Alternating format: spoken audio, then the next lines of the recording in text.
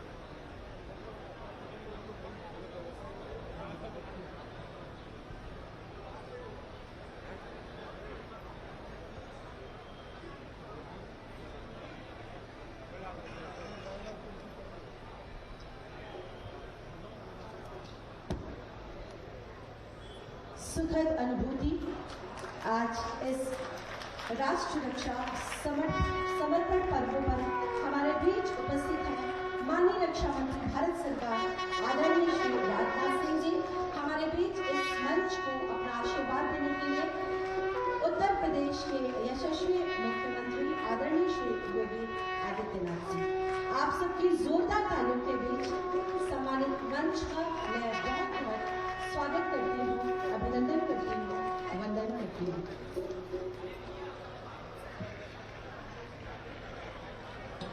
आजादी का अमृत महोत्सव के अंतर्गत राष्ट्र रक्षा समर्पण पर्व झांसी जलसा रक्षा मंत्रालय तथा जिला प्रशासन के समन्वय से एक अत्यंत गौरवपूर्ण 3 दिवसीय उत्सव जिसका शुभारंभ आज इस राजा गंगाधर राव मुक्ताकाशी मंच पर माननीय रक्षा मंत्री भारत सरकार आदरणीय श्री राजनाथ सिंह जी व माननीय मुख्यमंत्री उत्तर प्रदेश आदरणीय श्री योगी आदित्यनाथ जी की गरिमामय उपस्थिति में संपन्न होने जा रहा है। इस अवसर पर शौर्य और पराक्रम की इस धरती पर मैं आप द्वय विभूतियों का आप सबकी जोरदार तालियों के बीच बहुत बहुत स्वागत करती हूँ, अभिनंदन करती हूँ, वंदन करती हूँ। हमारे लिए हर्ष का विषय है, हम अभिभूत हैं आप सबको अपने बीच पाकर। और मैं अनुरोध करती हूँ आदरणीय रक्षा सचिव भारत सरकार डॉक्टर अजय कुमार जी से कि आप आए, हमारे अतिथिगण द्वय और मंच पर उपस्थित सभी अतिथिगणों का स्वागत करें, अभिनंदन करें। डॉक्टर अजय कुमार जी।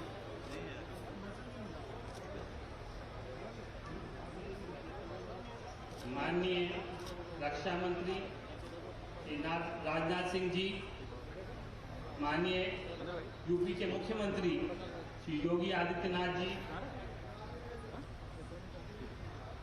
माननीय minister of state government of India for MSME Shri Bhanu Pratap Verma जी,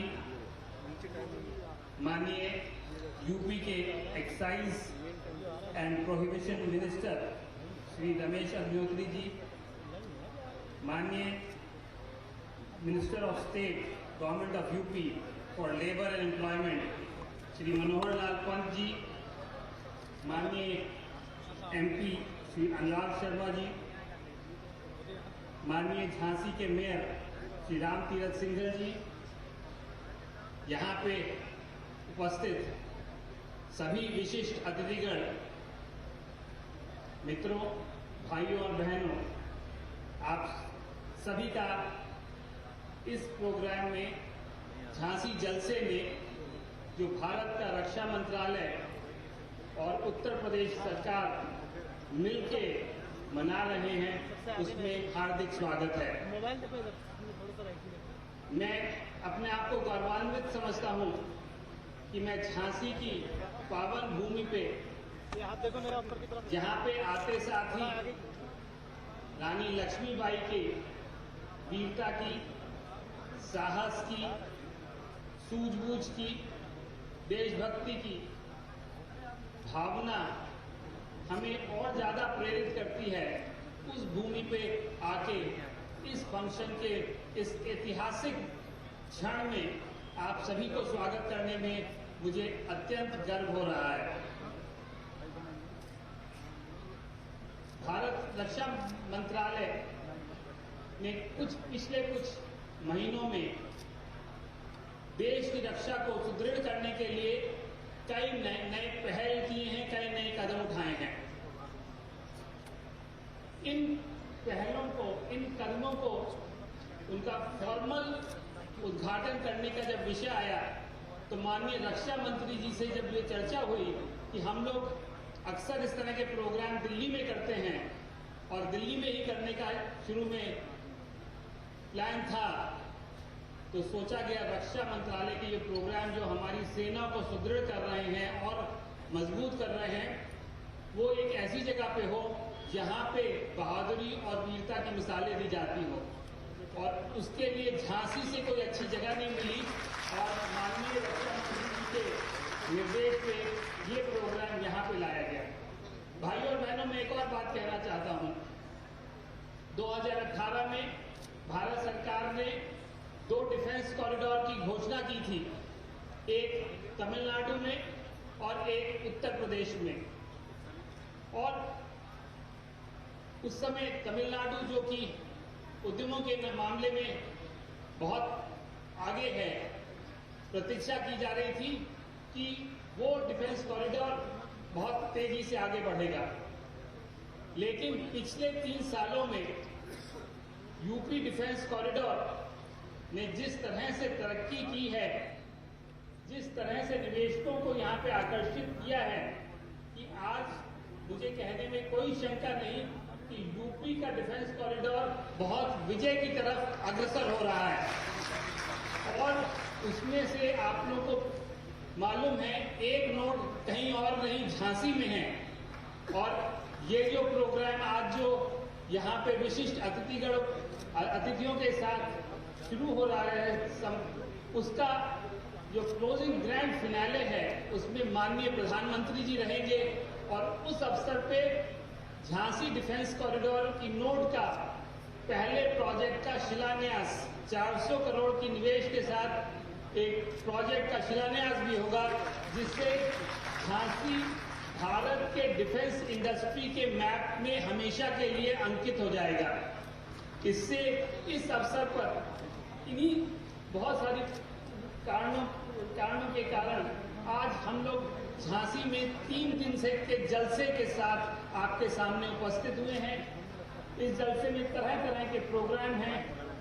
कुल 6 वेन्यू पे अलग अलग प्रोग्राम लगातार चल रहे हैं। 26 के लगभग आइटम हैं, जिसमें सेना के कुछ आइटम हैं, कला रंग के कुछ आइटम हैं, कवि सम्मेलन है, हिस्टोरिकल कुछ आइटम हैं, अलग अलग तरह के आइटम हैं, जो मैं चाहूँगा कि यहाँ के सभी लोग उसका आनंद उठाएं। ये हमारी आपसे अपेक्षा है। इस अवसर पर रक्षा मंत्री जी जो हमारे बीच हैं, जो हमारे रक्षा के सभी कार्यों में हमारे मार्गदर्शन करते हैं, नेतृत्व जिनका हमें हमेशा प्राप्त होता है, और जो रक्षा मंत्रालय में बड़े बदलाव पिछले कुछ वर्षों में आए हैं, जिसके वो सारथी हैं, वो आज हमारे बीच हैं। मैं अपनी तरफ से, रक्षा मंत्रालय की तरफ से, यूपी सरकार की तरफ से माननीय रक्षा मंत्री जी का यहाँ पर हार्दिक स्वागत करता हूँ। यूपी के माननीय मुख्यमंत्री जी यहाँ पे उपस्थित हैं। मैं सबसे पहले उनकी जो ग्रेशियस प्रेजेंस है, जो उनकी विद्यावान दृष्टि है, उसके लिए उनका धन्यवाद देता हूँ। और उन्होंने जिस तरह का सपोर्ट रक्षा मंत्रालय के सभी प्रोग्राम में दिया। लखनऊ में 2020 में डेफ एक्सपो हुआ था। डेफ एक्सपो शायद आज तक भारत की हिस्ट्री का सबसे बड़ा और सबसे विजयी डेफ एक्सपो लखनऊ में हुआ, जिसमें यूपी के मुख्यमंत्री साहब का बहुत बड़ा सपोर्ट हमें मिला था। आज वो हमारे इस झांसी जलसे के प्रोग्राम में उपस्थित हुए हैं, जिसके लिए मैं उनको हृदय से धन्यवाद देता हूं और उनका इस मंच पर स्वागत करता हूं। यहाँ पे उपस्थित Shri Bhanu Pratap Verma ji, union minister of state for MSME, Shri Ramesh Agnihotri ji, minister of excise and prohibition, government of UP, Manohar Lal Pant, minister of state labour and employment, Shri Anurag Sharma ji जो यहाँ के एमपी भी हैं और यहाँ पे जिनके प्रयासों से बहुत सारे विकास के कार्य यहाँ पे शुरू हुए हैं और चल रहे हैं, श्री राम तीरथ सिंघल जी, नगर के मेयर, यहाँ पे उपस्थित जनप्रतिनिधिगण जो यहाँ पे एमएलए, जिला पंचायत अध्यक्ष और बहुत सारे रिप्रेजेंटेटिव्स और बाकी सभी अतिथियों का मैं फिर से पुनः एक बार स्वागत करते हुए अपने वाक्य समाप्त करता हूँ। धन्यवाद। जय हिंद। बहुत बहुत धन्यवाद सर। और अब मैं अनुरोध करती हूँ माननीय रक्षा मंत्री जी से और माननीय मुख्यमंत्री जी से कि सर दीप प्रज्वलन करके अग्निदेव से इस कार्यक्रम की सफलता का आशीर्वाद मांगे। नहीं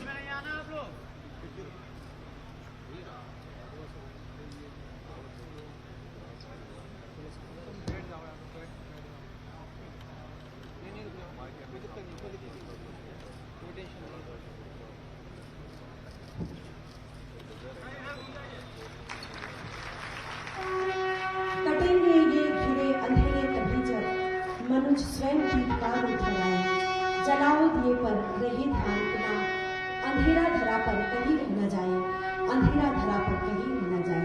भारतीय वसुंधरा को गौरवान्वित करने वाली झांसी की रानी लक्ष्मीबाई ने झांसी की धरती को शौर्य और पराक्रम की धरती के रूप में प्रतिष्ठित कर दिया, जो युगों युगों तक महिमा मंडित होती रहेगी।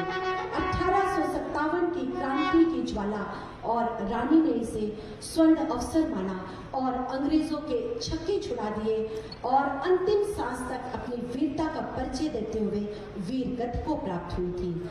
हर गाथा छोड़ चले हम झांसी के मैदानों में, जहां खड़ी है लक्ष्मीबाई मर्द बनी मर्दानों में। लेफ्टिनेंट वाकर आ पहुंचा आगे आगे जवानों में, रानी ने तलवार खींच ली, हुआ द्वंद्व आसमानों में। जख्मी होकर गिरा वाकर, उसे अजब हैरानी थी, बुंदे लो है बोलो के मुंह, हमने सुनी कहानी थी।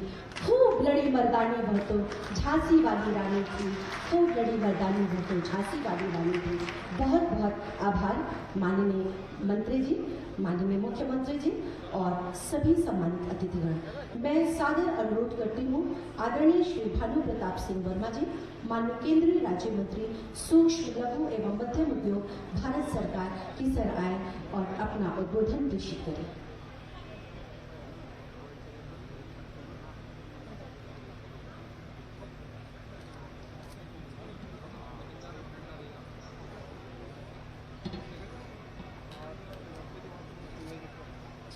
आजादी के 75वीं वर्षगांठ पर पूरे देश में आजादी का अमृत महोत्सव के में महारानी लक्ष्मीबाई के तेग और तपस्या में के जन्म दिवस पर आज राष्ट्र रक्षा समर्पण पर्व एवं झांसी में जलसा के कार्यक्रम में उपस्थित मुख्य अतिथि के रूप में हमारे केंद्रीय रक्षा मंत्री आदरणीय राजनाथ सिंह जी, प्रदेश के मुख्यमंत्री आदरणीय योगी आदित्यनाथ जी, उत्तर प्रदेश सरकार के कैबिनेट मंत्री आदरणीय रामनरेश अग्निहोत्री जी, माननीय राज्य मंत्री मन्नू कोरी जी, हमारे साथ के सांसद अनुराग शर्मा जी, झांसी के मेयर श्री रामप्रीत सिंघल जी, विधायक रवि शर्मा जी, राजीव पारिचा जी, बिहारीलाल आर जी, जवाहर राजपूत जी और यहाँ उपस्थित सभी महानुभाव, मंच पर बैठे हुए सभी सम्मानित अधिकारीगण, नौजवान दोस्तों, पत्रकार बंधुओं, विशेष रूप से मैं आज जो हमारा झांसी का पर्व जो मनाया जा रहा है राष्ट्र रक्षा समर्पण पर्व, उसकी बेला पर आज रक्षा मंत्री हमारे झांसी में पधारे हैं। वो जन्मभूमि पर जहां महारानी लक्ष्मीबाई ने अपने प्राणों की आहुति देकर हमारे मान को बहुत आगे बढ़ाने का काम किया है। महारानी लक्ष्मीबाई की यही वो धरती है जिस धरती पर उन्होंने अपने शौर्य के द्वारा 1857 में अंग्रेजों को खदेड़ा था और मारा था। विशेष रूप से ये वो धरती है, वीरों की धरती है, ये आला उदल की धरती है, ये मैथिली शरण गुप्त की धरती है। विशेष रूप से इस धरती पे ऐसे वीर पैदा हुए हैं जिन्होंने राष्ट्र का विश्व में अपना नाम रोशन किया है। ऐसी वीरानी लक्ष्मीबाई के चरणों में श्रद्धा सुमन अर्पित करता हूँ। और आज जो पर्व रक्षा विभाग के द्वारा किया जा रहा है उसमें हमारे रक्षा मंत्री जी को मैं अच्छी तरह से जानता हूं, क्योंकि मैं उनके साथ विधायक रहा हूं। विधायक के समय उन्होंने शिक्षा के क्षेत्र में वो नए आयाम गढ़े थे जिससे विद्यार्थी को नई नई शिक्षा और उन्हें अच्छी तरह से शिक्षा प्राप्त होने लगी थी। इसके बाद रक्षा के क्षेत्र को मुख्यमंत्री बने, उसके बाद रक्षा मंत्री के रूप में, गृह मंत्री के बाद रक्षा मंत्री के रूप में आज हम सबके बीच उपस्थित हैं। मैं उनका अपनी ओर से और आप सबके बुंदेलखंड वासियों की ओर से हार्दिक अभिनंदन स्वागत करता हूं। विशेष रूप से स्वागत करता हूं इस प्रदेश के मुख्यमंत्री योगी आदित्यनाथ जी का, क्योंकि उन्होंने 2017 में जैसे ही सरकार संभाली उसके बाद इस प्रदेश में चहुमुखी विकास प्रारंभ हो गया था। विशेष रूप से कानून व्यवस्था की तो ये स्थिति है, आज हमारी बहू बेटी रात के 12 बजे भी कहीं भी चली जाए, किसी गुंडे और बदमाश की हिम्मत नहीं है कि उनको आंख उठाकर देख सके। विकास की तो ये स्थिति है, जैसे ही 2017 की सरकार बनी और बनने के बाद जो कभी रोड नहीं बने हुए थे, छिड़गांव से लेके हमारा राज तक का रोड 1 महीने के अंदर बनना प्रारंभ हो गया था। ऐसे मुख्यमंत्री जो हमारे बीच हैं, मैं अपनी ओर से, अपने बुंदेलखंड वासियों की ओर से माननीय रक्षा मंत्री जी का और माननीय योगी आदित्यनाथ जी का सिर झुकाकर हार्दिक अभिनंदन करता हूँ, स्वागत करता हूँ। जय हिंद, जय भारत, वंदे मातरम। बहुत बहुत धन्यवाद माननीय मंत्री जी। और अब मैं सांस्कृतिक मंच पर उपस्थित अपने राई नृत्य के कलाकारों से अनुरोध करती हूँ उनके नृत्य की प्रस्तुति के लिए। भारत की परंपराओं का प्रतीक बुंदेलखंड और इसका ये प्रसिद्ध राई नृत्य जो किसी भी उत्सव के समय महिला और पुरुष को खुशीपूर्वक मिलकर गाते हैं। घुंघरू की थाप, मृदंग की थाप, इन सब के बीच आइए देखते हैं ये राई नृत्य।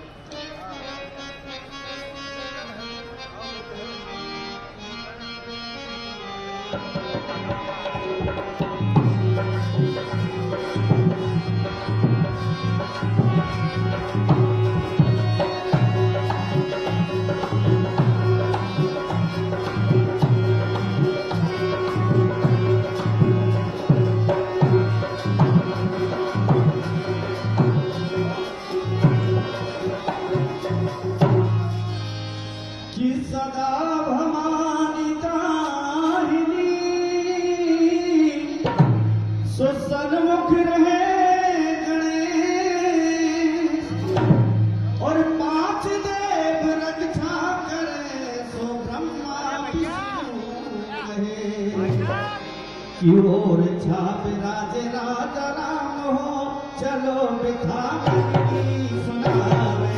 और छाप राज राजा राम हो, चलो बिठा सुनावे।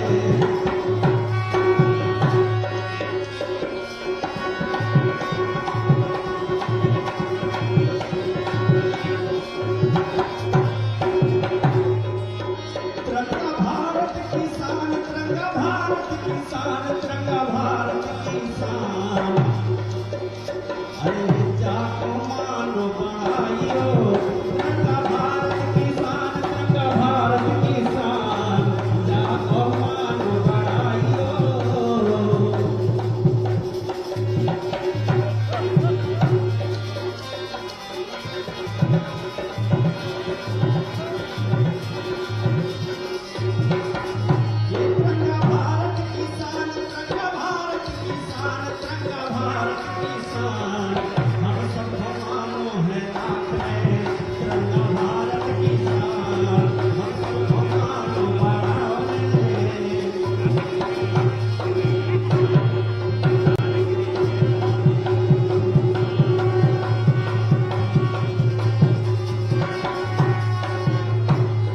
स्वागत 100 बार तुम्हारो,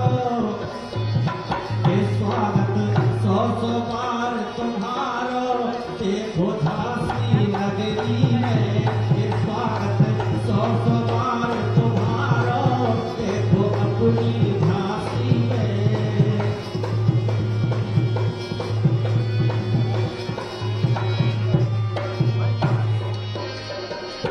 खंड खंड बुंदेलखंड में, खंड खंड बुंदेलखंड में पड़ गई मर्दन को भारी। भाई साहब झांसी बारी, हाँ लक्ष्मी बाई झांसी बारी। भाई साहब झांसी बारी, हाँ लक्ष्मी बाई झांसी बारी।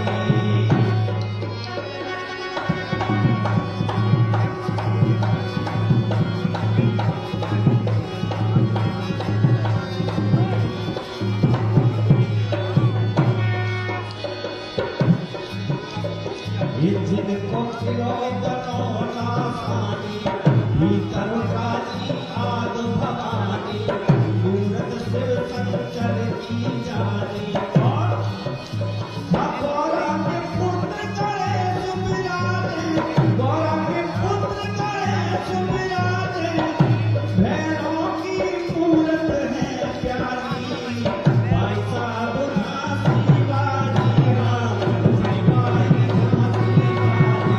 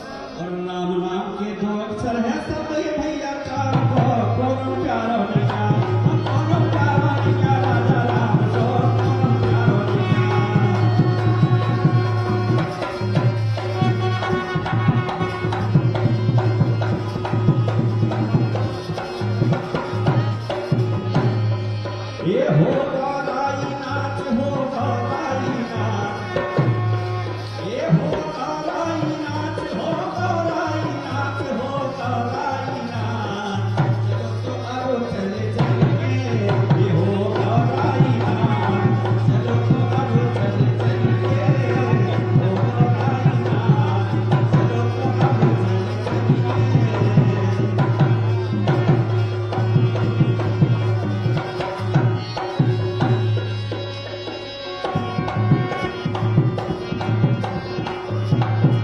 ये हो गौराई नाच चलो तो आओ चले चलिए हो गौराई नाच चलो तो आओ चले चलिए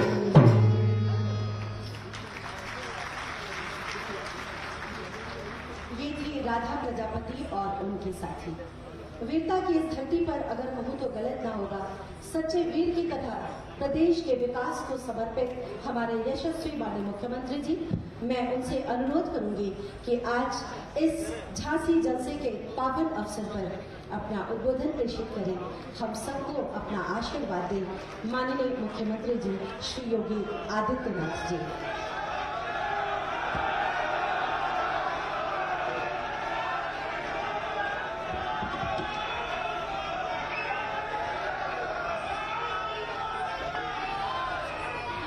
भारत माता की, भारत माता की, भारत माता की।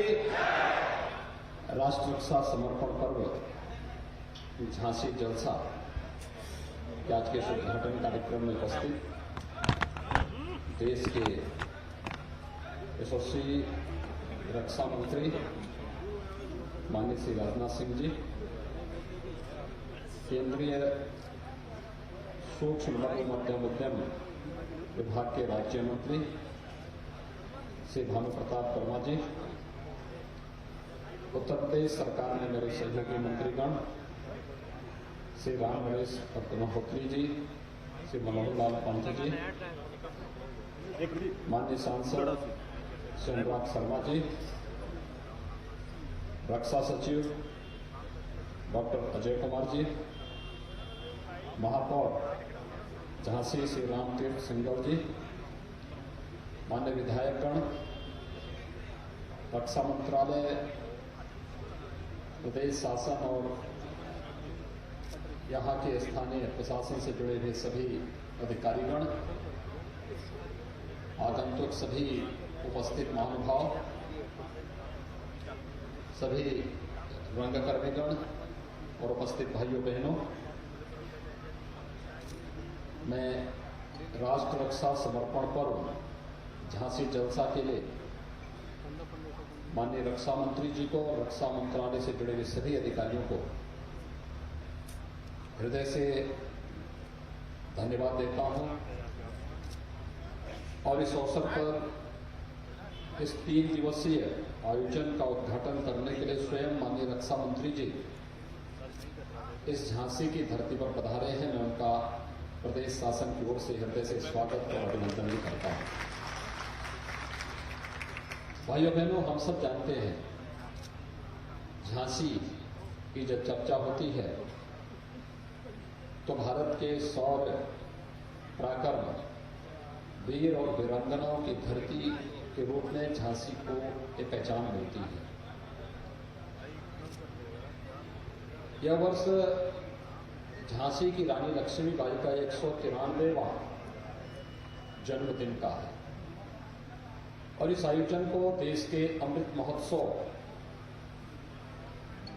कार्यक्रम के साथ जोड़ करके और भी अच्छे तरीके से प्रस्तुत करने का जो प्रयास हुआ है और रक्षा मंत्रालय और राज्य शासन ने मिलकर के इस कार्यक्रम को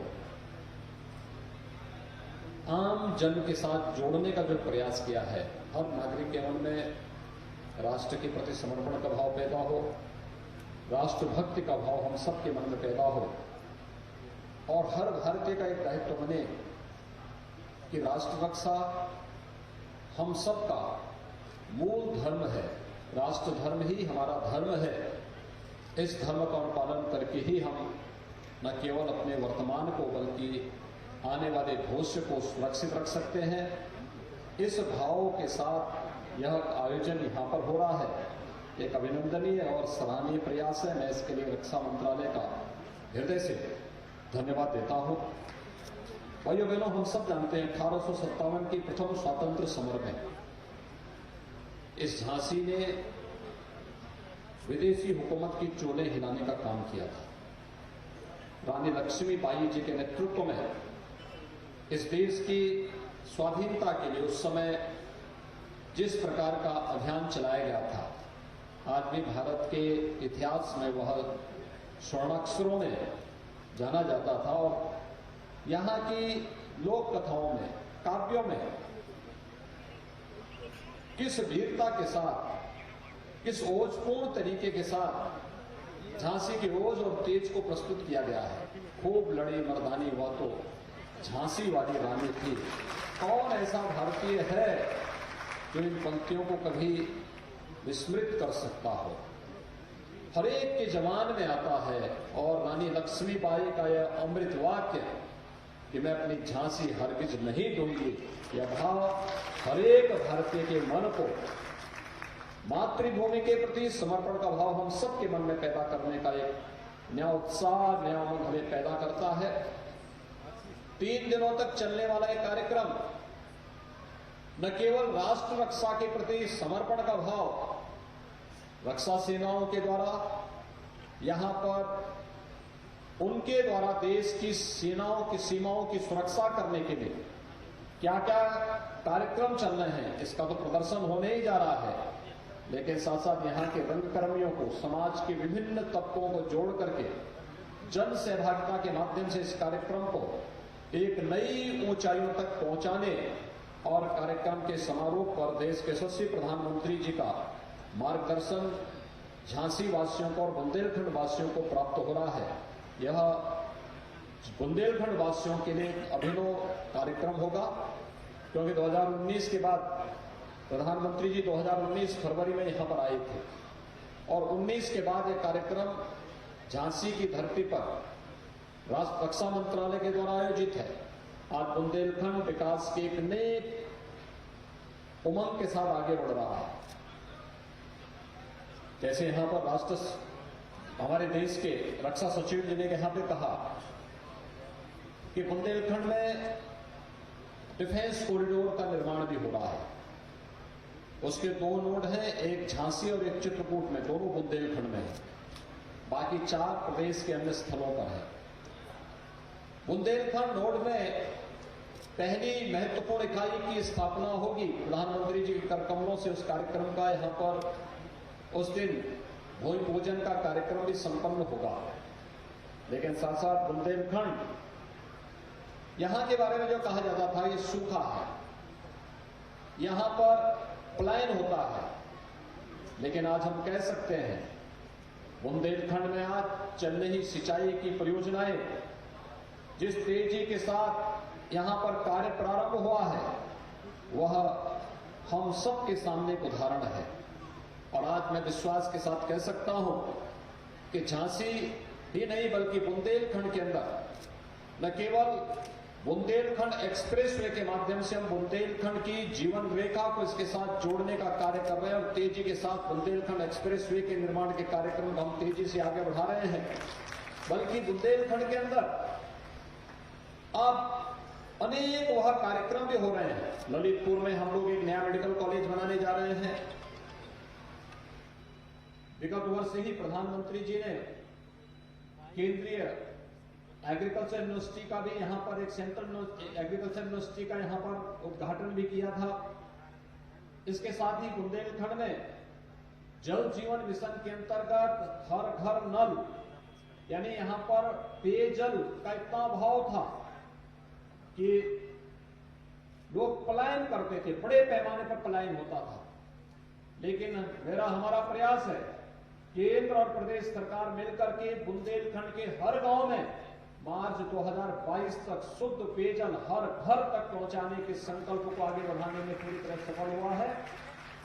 लगभग 10,500 करोड़ रुपए की लागत से बनने वाली ये परियोजना यहां के विकास के साथ साथ एक नए बुंदेलखंड के निर्माण को लेकर के बुंदेलखंड के प्रत्येक नागरिक के मन में एक नए उत्साह के साथ और जिन मूल्य और जिन आदर्शों के लिए हमारे पूर्वजों ने, रानी लक्ष्मीबाई ने और उनके साथ अन्य वीरांगनाओं ने अपना बलिदान मातृभूमि के लिए किया था, वह मातृभूमि के लिए किया गया वह बलिदान न केवल रक्षा सेनाओं के ओज और तेज के माध्यम से आज देखा जा सकता है, बल्कि विकास की विभिन्न योजनाओं का लाभ जब हर गरीब को, हर गांव को, हर किसान को, हर नौजवान को प्राप्त हो रहा है, वह भारत की स्वाधीनता की वास्तविक अर्थ को हम सबको उसकी ओर प्रेरित करता है। आज के इस अवसर पर राष्ट्र रक्षा के समर्पण पर्व के अवसर पर मैं संपूर्ण झांसी वासियों को हृदय से बधाई देता हूं। रानी लक्ष्मीबाई के त्याग और बलिदान की प्रेरणा सदैव हम सबको राष्ट्र रक्षा के प्रति समर्पित करने का भाव पैदा करती रहेगी। इस विश्वास के साथ मैं एक बार फिर से रक्षा मंत्रालय को इस कार्यक्रम के लिए हृदय से धन्यवाद देते हुए माननीय रक्षा मंत्री जी आज स्वयं यहाँ पर पधारे हैं, मैं उनका हृदय से स्वागत और अभिनंदन करता हूं। धन्यवाद। जय हिंद। बहुत बहुत धन्यवाद माननीय मुख्यमंत्री जी। शत्रु की साजिश के सम्मुख जिनका स्वाभिमान तना, जिनका रक्त गिरा धरती पर गिरकर हिंदुस्तान बना, जिन्होंने जीवन छोटा माना देश महान है, उन्हीं के दम पर खड़ा हुआ ये अपना हिंदुस्तान है। उन्हीं विभूतियों में से एक हमारे माननीय रक्षा मंत्री जी आज हमारे बीच हैं। मैं संपूर्ण झांसी की तरफ से आपसे अनुरोध करती हूँ कि आज इस अवसर पर हम सबको इस कार्यक्रम को अपना आशीर्वाद दें। जोरदार तालियों से आपका पुनः स्वागत और अभिवादन। उत्तर प्रदेश के यशस्वी एवं कर्मयोगी मुख्यमंत्री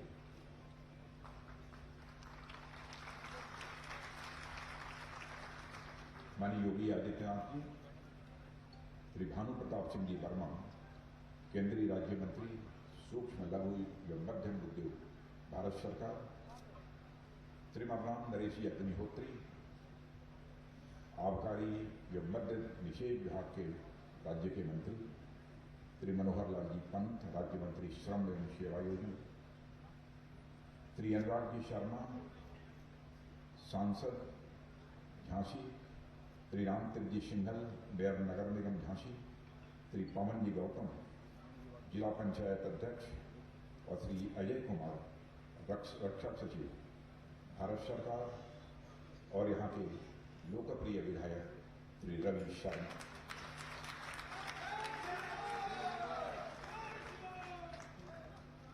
उत्तर प्रदेश सरकार एवं रक्षा मंत्रालय के सभी अधिकारीगण, कला मंच से संबंधित देवियों एवं सज्जनों, और यहाँ पर उपस्थित हमारे शौर्य और पराक्रम की धरती झांसी के मेरे सम्मानित बहनों एवं भाइयों, झांसी की इस वीर भूमि पर आयोजित यह राष्ट्र रक्षा समर्पण पर्व देश की रक्षा के प्रति हमारे संकल्प और समर्पण के साथ साथ भारतवासियों की शौर्य, पराक्रम, त्याग और बलिदान की अद्भुत परंपरा का यह उत्सव है। और मैं आभार व्यक्त करना चाहता हूं उत्तर प्रदेश के मुख्यमंत्री माननीय योगी आदित्यनाथ जी के प्रति। इस राष्ट्र रक्षा संकल्प पर्व का आयोजन करने में उत्तर प्रदेश सरकार का जितना सहयोग प्राप्त हुआ है, उसकी जितनी भी प्रशंसा की जाए वह कम है।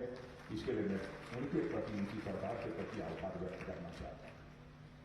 यह पर्व साथियों जहां हमें भारत की गौरव गाथा से जोड़ता है, देश की स्वाधीनता के लिए हुए संग्रामों से जोड़ता है, वहीं भारत की आजादी के अमृत महोत्सव से भी यह जुड़ा हुआ है। साथियों, जिस झांसी की जिस शौर्य भूमि पर आयोजन किया जा रहा है, उसके कण कण महारानी लक्ष्मीबाई की बहादुरी और बलिदान की यशोगाथा से जुड़ा हुआ है। इसलिए मैं बड़ी श्रद्धा के साथ शीश झुकाकर महारानी लक्ष्मीबाई के राष्ट्र प्रेम, शौर्य और साहस के बलिदान का स्मरण करता हूं, और साथ ही उनकी स्मृति को भी मैं नमन करता हूं। साथियों, इस मौके पर मुझे महारानी लक्ष्मीबाई को समर्पित एक कविता की पंक्तियां याद आ रही हैं। घूमी हुई आजादी की, घूमी हुई आजादी की कीमत सबने पहचानी थी, दूर फिरंगी को करने की सबने मन में ठानी थी, चमक उठी संसत्ता मन में, वह तलवार पुरानी थी, खूब लड़ी मर्दानी वह तो झांसी रानी। हिंदी की प्रख्यात कवि जिनका आप सबने नाम सुना होगा और प्राइमरी स्कूल और जूनियर हाई स्कूल में उनकी कविताओं को भी आपने पढ़ा होगा, सुभद्रा कुमारी की चौहान। यह कविता हर भारतवासी को आज भी रोमांचित कर देती है मेरे बहनों भाइयों। और लक्ष्मीबाई का जीवन भले ही लंबा नहीं था, मगर अपने पराक्रम और बलिदान से उन्होंने जीवन को बड़ी बुलंदी तक पहुंचाया था।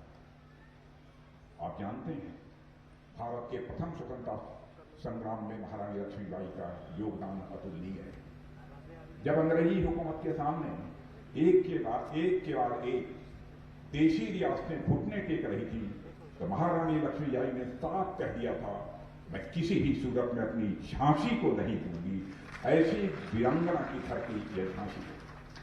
और यह बात भारतीय स्वाधीनता संग्राम का वह घोष वाक्य है जिसने आने वाले स्वतंत्रता सेनानियों को स्वराज और स्वाधीनता के लिए संघर्ष करने के लिए मेरे बहनों भाइयों प्रेरणा दी थी और उनके अंदर जज्बा पैदा किया था। और मैं यह भी कहना चाहूंगा कि महारानी लक्ष्मीबाई ने बड़ी कम उम्र में अपनों को खोया। बड़ी कम उम्र में महारानी लक्ष्मीबाई ने अपने अपनों को खोया, बच्चों को खोया और यहां तक कि अपना राजपाट भी खोया, मगर उन्होंने भारत के मान सम्मान और स्वाभिमान को कभी नहीं खोया। वह है हमारी रानी लक्ष्मीबाई और यह भावना उनमें कूद कूद कर भरी थी जो उन्हें शौर्य और शिखर पर स्थापित कर देती थी। साथियों, रानी लक्ष्मीबाई की वीरता ने नारी शक्ति को एक नया आयाम दिया है। उन्होंने नारी शक्ति को पुनः जागृत किया था। नारी में असीम शक्ति होने की भावना और विश्वास का संचार किया था महारानी लक्ष्मीबाई। और महारानी लक्ष्मीबाई के लिए उनका एक महिला होना रणभूमि में कभी बाधा नहीं बना था। नारी के अबला होने के विचार को हमारे समाज में बहुत लोग मान्यता दे रहे हैं, मगर उन्हें महारानी लक्ष्मीबाई, अवंतीबाई, झलकारी बाई जैसी वीरांगनाओं के शौर्य और पराक्रम को देखना चाहिए, जिन्होंने रणभूमि में बहादुरी का बेमिसाल परिचय दिया। उन्होंने साबित किया है कि महिलाएं अवसर मिलने पर रक्षा और सुरक्षा के मामले में बहुत प्रभावी भूमिका निभा सकती हैं। यह करके उन्होंने दिखाया है। और साथियों, आज जब हम नेताजी सुभाष चंद्र बोस ने आजाद हिंद फौज का गठन किया था, उसकी याद दिलाना चाहता हूं, तो उन्होंने भी 1942 में एक रानी लक्ष्मीबाई रेजिमेंट भी बनाया था। नेताजी सुभाष चंद्र बोस ने बनाया था। नेताजी सुभाष चंद्र बोस भी यह मानते थे कि आजादी की लड़ाई आधी आबादी की भागीदारी के बिना अधूरी है। इसीलिए उन्होंने अपनी एक बटालियन का नाम, एक रेजिमेंट का नाम रानी लक्ष्मीबाई के नाम पर रखा था। दुर्भाग्य से आजादी के बाद महिलाओं को राष्ट्र रक्षा के काम में बहुत सक्रिय भागीदारी निभाने का मौका नहीं मिला, मगर अब हालात बहुत तेजी से बदल रहे हैं। और मैं आपको बताना चाहता हूं, जब से प्रधानमंत्री से नरेंद्र मोदी जी ने शासन बागडोर संभाली है, महिलाओं की हर हमारे फोर्स में भागीदारी बढ़ रही है, चाहे आर्मी हो, चाहे एयरफोर्स हो, चाहे वो नेवी हो। और जब मैं देश का गृह मंत्री था, तो मैंने एक एडवाइजरी भी सभी राज्यों को जारी की थी कि सभी राज्यों को यह प्रयत्न करना चाहिए कि पुलिस के अंदर भी कम से कम 33% महिलाओं का प्रतिनिधित्व होना चाहिए था, होना चाहिए। यह आदेश हमने उस समय जारी किया था। पैरामिलिट्री फोर्सेज में महिलाओं का प्रतिशत हमारी इस एडवाइजरी जारी करने के बाद बढ़ा है। और मुझे खुशी है यह कहते हुए कि हिंदुस्तान के कई राज्यों में भी पुलिस फोर्स में महिलाओं का प्रतिशत तेजी के साथ बढ़ रहा है। अब सेना में भी महिलाओं के लिए हर बंद दरवाजे खोले जा रहे हैं। हमने सेना के तीनों अंगों में महिलाओं की भागीदारी मेरे बहनों भाइयों बढ़ाई है। सैनिक स्कूलों में बच्चियों का को एडमिशन भी दिया जा रहा है। अब तो पुणे में मौजूद भारत के सबसे प्रतिष्ठित सैन्य प्रशिक्षण संस्थान नेशनल एकेडमी में भी महिलाओं के लिए खोल दिया गया है। यही तो वीरांगना रानी लक्ष्मीबाई के प्रति सचमुच हमारी सच्ची श्रद्धांजलि हो। आप सबको यह जानकर हैरानी होगी, पिछले दिनों एनडीए में दाखिले के लिए देश भर से 2 लाख लड़कियों ने प्रवेश परीक्षा दी। 2 लाख से अधिक लड़कियों ने प्रवेश परीक्षा दी। साथियों, अब तो सेना में महिलाओं को परमानेंट कमीशन भी देने की व्यवस्था बन गई। लंबे समय से इस देश में महिलाएं सेना में परमानेंट कमीशन की मांग कर रही थी, लड़ रही थी। अब सेना ने फैसला किया है योग्य महिला अधिकारी जो मेरिट में क्वालिफाई करेगी, अब उन्हें परमानेंट कमीशन दे दिया जाएगा। और महिला सशक्तिकरण का इससे अच्छा, इससे बढ़िया और क्या दूसरा कोई उदाहरण हो सकता है। साथियों, आज जो राष्ट्र रक्षा समर्पण पर्व हम मना रहे हैं, उसकी भावना, या मैं यह कहूं कि स्वतंत्रता या राष्ट्र प्रेम की भावना इस देश में सदियों से मौजूद रही है। मैं याद दिलाना चाहता हूं, वह राष्ट्र रक्षा का ही भाव था जिसने आचार्य चाणक्य को आक्रांताओं के खिलाफ चंद्रगुप्त को लड़ने के लिए तैयार किया था। वह राष्ट्र रक्षा का ही भाव था जिसने आचार्य चाणक्य को आक्रांताओं के खिलाफ लड़ने के लिए चंद्रगुप्त को तैयार किया था। वह राष्ट्र रक्षा का ही भाव था जिसने महाराणा प्रताप को मुगलों की अधीनता कभी न स्वीकार करने की प्रेरणा दी थी, और उसी राष्ट्र रक्षा के भाव ने छत्रपति महाराज शिवाजी को महाराष्ट्र के साथ साथ समग्र राष्ट्र के बारे में चिंतनशील बनाया था। इसी तरह न जाने ऐसे कितने हमारे राष्ट्र नायक हैं जिन्होंने देश की आजादी के लिए संघर्ष किया और अपने प्राणों तक का बलिदान देने में उन्होंने रंच मात्र भी संकोच नहीं किया। मेरे बहनों भाइयों, आज जब हम सभी यहाँ एकत्र होकर राष्ट्र रक्षा समर्पण का पर्व मना रहे हैं, तो यह पर्व हमें इसका अवसर भी देता है कि हम एक पल ठहर कर अपनी अब तक की यात्रा पर विचार करें।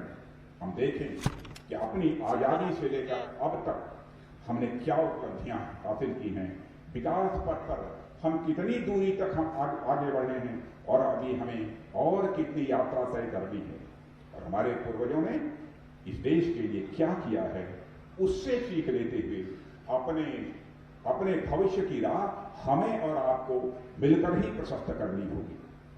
समय के साथ जैसे चीजें बदली हैं, विचार बदले हैं, अवधारणाएं बदली हैं, और मैं तो समझता हूं कि हमारे लिए हमारी आजादी का अर्थ भी बदला है।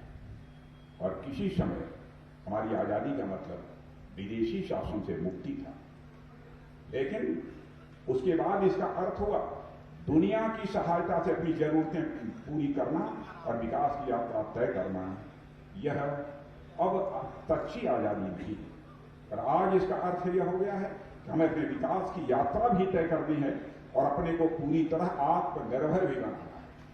और मैं यहाँ इस सभा के माध्यम से मैं देश की जनता को यह बताना चाहता हूँ, भारत ने जैसे राजनीतिक आजादी हासिल की है, भारत अब सामरिक आजादी भी हासिल करेगा। और 1 दशक के अंदर इसी भारत के अंदर ऐसे हालात पैदा होंगे कि हमारे सेना के जवानों के लिए जो हथियार इसके पहले तक और अब तक भी काफी हथियार दुनिया के दूसरे देशों से आयात किए जाते हैं, बहनों भाइयों, आगामी 1-1.5 दशक में ऐसे हालात पैदा होंगे कि हम दुनिया के दूसरे देशों से हथियार अपने सेना के बहादुर जवानों के लिए आयात नहीं करेंगे, बल्कि भारत की धरती पर ही भारत के जवानों के हाथ से वो हथियार बनाए जाएंगे। सामरिक स्वतंत्रता हम हासिल करना चाहते हैं, इसलिए हमने स्वदेशी का रास्ता अपनाया है। पूज्य बापू का यह मानना था कि आजादी का मतलब केवल राजनीतिक आजादी या कागजों पर ही शासन का हस्तांतरण नहीं है। जब तक हम पूर्ण स्वराज्य और स्वदेशी का लक्ष्य प्राप्त नहीं कर लेते, तब तक हमारी आजादी अधूरी रहेगी। स्वदेशी से उनका अर्थ आत्मनिर्भरता से ही था। मेरे बहनों भाइयों, तो मुझे कहते हुए खुशी है कि सरकार के प्रयासों से हमारा देश आत्मनिर्भरता की राह पर बड़ी तेजी से आगे बढ़ चला है। आगामी दिनों में जो भी कार्यक्रम होने जा रहे हैं, वे आजादी के इसी बदले हुए अर्थ को हमारे सामने प्रस्तुत करने वाले हैं। और साथियों, आज भारत की गिनती विश्व के उन देशों में होती है जिन्होंने कि आजादी के बाद से लंबा सफर तय किया है। और एक समय था देश में बुनियादी सुविधाओं का सर्वथा अभाव था, देश की एक सुई भी नहीं बनती थी, हालात बदले हैं और बदल रहे हैं। स्वास्थ्य, शिक्षा, कृषि, व्यापार, परिवहन सुविधाओं और संचार सुविधाओं में के मामले में आज हम देश को नई ऊंचाइयों पर ले जा रहे हैं अपने प्रधानमंत्री नरेंद्र भाई मोदी के नेतृत्व में। और मैं यह याद दिलाना चाहता हूं मेरे बहनों भाइयों कि जहां आजादी के समय लाइफ एक्सपेक्टेंसी महज 32 ईयर्स थी, सामान्यतः औसत जीने का जो समय होता था 32 साल हुआ करता था, लेकिन अब तक किए गए प्रयासों से यह लगभग 70 साल तक पहुंच चुका है। और साक्षरता की दर जहां पर लगभग 12% हुआ करती थी, अब वह 80% पार कर चुकी है। वह दिन दूर नहीं है कि भारत के अंदर साक्षरता 100% होगी। इसी तरह बुनियादी चीजों की आपूर्ति और बुनियादी ढांचे के निर्माण के साथ साथ जीवन समाज के अनेक क्षेत्रों में बहुत सारी प्रगति हुई है। और मैं कह सकता हूं स्वास्थ्य के क्षेत्र में हाल में ही कोविड के खिलाफ लड़ाई में 111 करोड़ से अधिक वैक्सीनेशन हमारी एक शानदार उपलब्धि है। दुनिया के किसी देशों में इस तरीके से वैक्सीनेशन नहीं हुआ है कोविड के खिलाफ जैसे भारत ने हमारे प्रधानमंत्री नरेंद्र भाई मोदी के नेतृत्व में किया। और मैं उत्तर प्रदेश के मुख्यमंत्री माननीय योगी आदित्यनाथ जी को बधाई देना चाहता हूं। कोविड के खिलाफ जिस तरीके से इस चुनौती को स्वीकार करके उन्होंने मजबूती के साथ अपने कदम आगे बढ़ाए थे, उसकी जितनी भी सराहना की जाए बहनों भाइयों। और साथियों, आज हमारा देश अनेक प्रकार के पारंपरिक और गैर पारंपरिक, कन्वेंशनल और नॉन कन्वेंशनल चुनौतियों का सामना कर रहा है। और यह चुनौतियां न केवल समय के साथ बढ़ी हैं, बल्कि उनमें विविधता और व्यापकता भी आई है। पहले सीमाई खतरे हुआ करते थे, वहां की सेना आ जाएगी, सीमा पर धावा बोल देगी। फिर आतंक और फिर उग्रवाद जैसे खतरे भी पैदा हुए हमारे देश के सामने। और अब तो साइबर स्पेस और अंतरिक्ष में भी यह भी अब खतरों की संभावना को नकारा नहीं जा सकता। यह भी अब सारे अंतरिक्ष और स्पेस यह सब भी अब खतरे की जद में आ गए। ऐसे में एक स्वतंत्र राष्ट्र के रूप में हमारी राष्ट्रीय एकता, अखंडता और संप्रभुता की रक्षा हमारे लिए बहुत ही चुनौतीपूर्ण जिम्मेदारी है। और इसलिए यह अत्यंत आवश्यक है कि हम न केवल मजबूत, आधुनिक और सुसज्जित सेना तैयार करें, बल्कि उसके साथ साथ उतना ही सक्षम और आत्मनिर्भर रक्षा उत्पादन का वातावरण भी पैदा करें, जो हमारी सेनाओं के सभी जरूरी साजो सामान को, हर हथियार को और समयबद्ध और अन्य आवश्यकताओं को समयबद्ध तरीके से पूरा कर सके। और मैं आपको जानकारी देना चाहता हूं, अभी इसी वर्ष मैंने तय किया है जो हथियार, जो प्लेटफॉर्म्स, जो गन, यह सब सारे हमारे सेना के जवानों के द्वारा उपयोग किए जाते हैं। 209 ऐसी चीजें होंगी जो पहले दुनिया के दूसरे देशों से आती थी, अब हम उन्हें भारत में ही बनाएंगे, बल्कि दुनिया के दूसरे देशों से हम इसे आयात नहीं करेंगे। और साथियों, आज जब मैं उत्तर प्रदेश के डिफेंस कॉरिडोर के प्रमुख केंद्र, जैसा माननीय योगी जी ने बताया, इस झांसी में उपस्थित हूं, तब यह बात कहना और अधिक महत्वपूर्ण हो जाता है। और खुशी है कि उत्तर प्रदेश सरकार के मुख्यमंत्री योगी जी के नेतृत्व में केंद्र के साथ कंधा से कंधा मिलाकर यूपी डिफेंस कॉरिडोर की सफलता के लिए यह प्रदेश सरकार काम कर रही है। और इसके लिए मैं प्रदेश सरकार को अपनी तरफ से बधाई देता हूं। और साथियों, मैंने कई मंचों पर यह बात कही है और आज भी मैं दोहराना चाहता हूं कि भारत जैसा विशाल राष्ट्र दूसरे देशों पर निर्भर रहकर अपनी सुरक्षा जरूरतें पूरी नहीं कर सकता। इसके लिए हमारा आत्मनिर्भर होना एकमात्र विकल्प है और उसके लिए हम लगातार प्रयासरत हैं। हमने कई ऐसे निर्णय लिए हैं जो रक्षा क्षेत्र में भारत की आत्मनिर्भरता को वह मजबूत करेंगे। रक्षा उत्पादन के क्षेत्र में हाल में ही कई हम लोगों ने परिवर्तन किए। आप लोगों ने सुना होगा, पहले जो रक्षा उपकरण फैक्ट्रियां बनाती थी, इसे ऑर्डिनेंस फैक्ट्री बोर्ड कहते थे। आपके कानपुर में भी कई फैक्ट्रियां हैं। उसको कंपनी के रूप में हम लोगों ने कन्वर्ट कर दिया है। केवल इसीलिए धीरे धीरे और बेहतर तरीके से, समय से अच्छे हथियार जो है तैयार हो सके, यह फैसला हम लोगों ने किया है। और मुझे कहते हुए खुशी है कि हमारी सरकार द्वारा उठाए गए इन कदमों के परिणाम भी हमारे सामने आने शुरू हो गए। हाल ही में एचएएल का नाम आपने सुना होगा, हिंदुस्तान एरोनॉटिक्स लिमिटेड को इस साल आजाद भारत के इतिहास में पहली बार होगा। एचएएल यह हमारी कंपनी है, भारत की कंपनी है, हिंदुस्तान एरोनॉटिक्स लिमिटेड, उसको हम लोगों ने 50,000 करोड़ रुपए का ऑर्डर दिया है कि भारत में ही हथियार बनना चाहिए, इसका उपयोग हमारे सेना के बचन करें। यह भारत में रक्षा की दृष्टि से किसी भी भारतीय कंपनी को दिया गया अब तक का सबसे बड़ा ऑर्डर है। आज तक भारत की किसी भी कंपनी को इतना बड़ा ऑर्डर नहीं मिला था बहनों भाइयों, जो हम लोगों ने इस बार किया। और यह एक ऐतिहासिक निर्णय है जो इंडियन एरोस्पेस सेक्टर को नई ऊंचाइयों पर ले जाएगा। यह निर्णय भारत में रक्षा उत्पाद और साजो सामान के निर्माण में की संभावनाओं का एक आदर्श उदाहरण भी यह प्रस्तुत करता है। इसके अलावा पिछले 7 वर्षों में हमारे रक्षा निर्यात का 38,000 करोड़ रुपए का आंकड़ा पार कर जाना इन्हीं नीतियों का परिणाम है। 38,000 करोड़ रुपए से अधिक का हम लोगों ने निर्यात किया। यह कोई छोटी उपलब्धि नहीं है। हम सबको इस बात पर फक्र होना चाहिए, गौरव की अनुभूति होनी चाहिए कि भारत की इतनी तेजी के साथ हमारे प्रधानमंत्री मोदी जी के नेतृत्व में आगे बढ़ रहा है। 10,000 से अधिक, जो भानु प्रताप जी वर्मा यहां पर बैठे हैं, जिस विभाग के मंत्री, 10,000 से अधिक एमएसएमई का डिफेंस सेक्टर से जुड़ना इन्हीं नीति का परिणाम है। 10,000 एमएसएमई डिफेंस सेक्टर से जुड़ गई है, जो हमारी फैक्ट्रियां चल रही है। आज यदि डिफेंस सेक्टर में research and development, startup, innovation और रोजगार बढ़ा है तो इन्हीं नीतियों का परिणाम है। और मेरे बहनों भाइयों, एक समय था जब देश में लगभग 65 से 70% रक्षा सामग्री बाहर से आयात की जा रही थी। आज तस्वीर बदल गई है, आज तस्वीर बदल गई। और बहनों भाइयों, आपको यह भी मैं जानकारी देना चाहता हूं, वो पंखा भी अपनी खुशी का इजहार कर रहा है।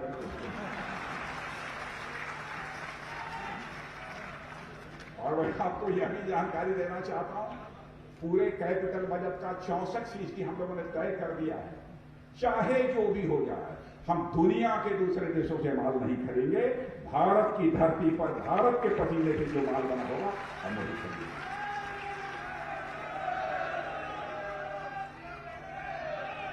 बहनों भाइयों, सरकार और उद्योग जगत के साझा प्रयासों से हम न केवल मेक इन इंडिया बल्कि मेक फॉर द वर्ल्ड के लक्ष्य को हम जल्दी प्राप्त करेंगे, यह भी मैं आपको भरोसा दिलाना चाहता हूं कि हम भारत के लिए ही नहीं बनाएंगे, सारी दुनिया के लिए हम बनाएंगे। और इस शपथ को हम पूरा करेंगे, मैं आप सबको आश्वस्त करना चाहता हूं। मेरे इस विश्वास का सबसे बड़ा कारण है इस देश की सामूहिक संकल्प शक्ति